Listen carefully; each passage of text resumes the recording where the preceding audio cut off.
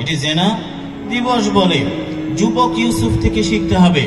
যুবক ইউসুফ আবদ্ধ রং, গল্লাকাতিল আবওয়া, সুন্দরী নারী, অভিজাত পরিবারের, অন্যায় প্রস্তাব, আয়োজন সম্পন্ন, নোবডি সিজ দেম, কেউ তাদেরকে দেখছে না, আইনের ভয় নেই, প্রশাসনের কোনো চোখ নেই, কিন্তু গুনাহ করতেই পারে।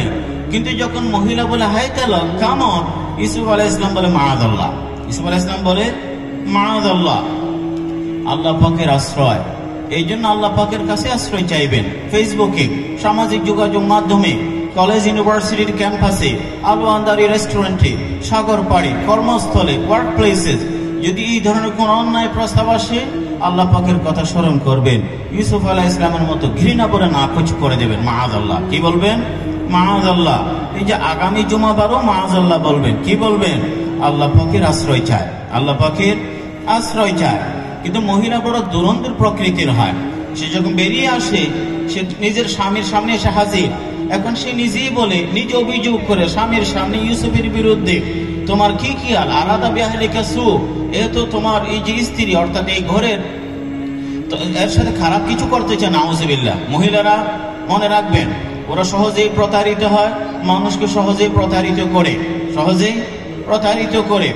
এবং আল্লাহ পাক কোরআনে কারীমে শয়তানের চক্রান্তকে দুর্বল বলেছেন, নারীদের চক্রান্তকে কঠিন বলেছেন, জটিল বলেছেন। কোরআনের ভাষায়, কোরআনের ভাষায় স্বামীকে বলে, একজন স্ত্রী যদি স্বামীকে ঘরে থাকা কোনো যুবকের বিরুদ্ধে অভিযোগ করে, সহজেই তো বিশ্বাস করবার কথা।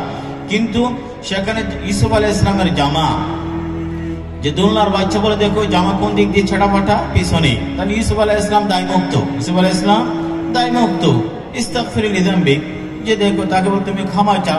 এবং পরিশেষে কিন্তু ইউসুফ আলাইহিস সালামকে জেলে যেতে হয়। কোথায় যেতে হয়? জেলে যেতে হয়, কারাগারে।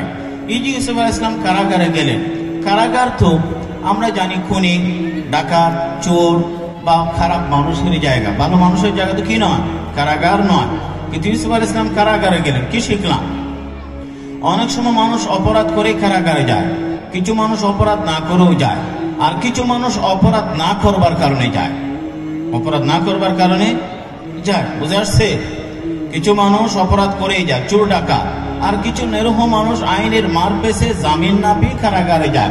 আর কিছু মানুষকে গুনাহের প্রস্তাব দেওয়া হয়, সমঝোতার প্রস্তাব দেওয়া হয়, অন্যায় আবদার পেশ করা হয়, মাথা এটা মানে নাই বলে তাকে কারাগারে নিক্ষেপ করা হয়, তাকে কারাগারে নিক্ষেপ করা হয়। ইউসুফ আলাইহিস সালামের ক্ষেত্রে তাই হলো।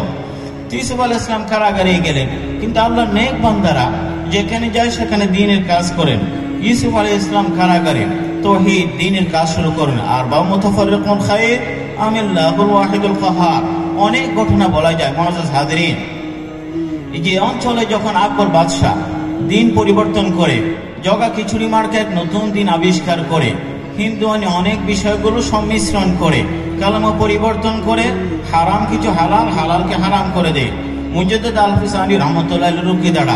এটি হলো উলামায়ে কেরামের ভূমিকা। সবসময় মনে রাখবেন, উলামায়ে কেরাম সবসময় দ্বীনের ক্ষেত্রে ডাকাতি হলে, চিন্তায় হলে, রাহাজানি হলে, দ্বীনের অঙ্গহানি হলে উলামায়ে কেরাম ফ্রন্ট লাইনেই থাকেন, সম্মুখ সারিতেই থাকেন সবসময়। ইতিহাসের এই বাস্তবতা।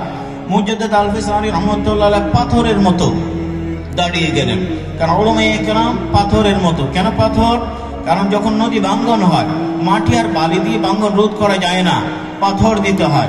পাথর শুধু ভাঙ্গন রোধ করে না, স্রোতের মোড় পরিবর্তন করে।